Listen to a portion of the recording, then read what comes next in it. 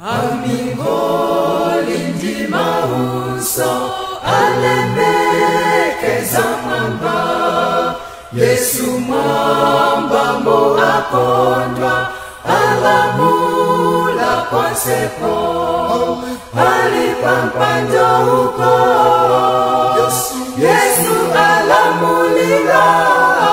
Haleluya, haleluya, haleluya, amen. Haleluya kwa yeye wapendo yapantandapo. Haleluya, haleluya, haleluya, amen. Haleluya kwa yeye wapendo yapantandapo. Haleluya, haleluya, haleluya, amen. Rona wanu savulira fumu ya lemelera, chikondi chanu watu anu onse, watu anu okondwa ataona kopeyo.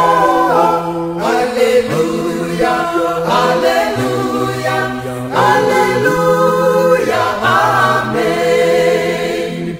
Haleluya kwa yeye wapendo yapantandapo.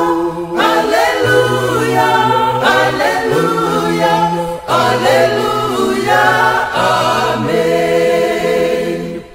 Haleluya kwa yeye wapendo yapantandapo. Haleluya, haleluya, haleluya, amen.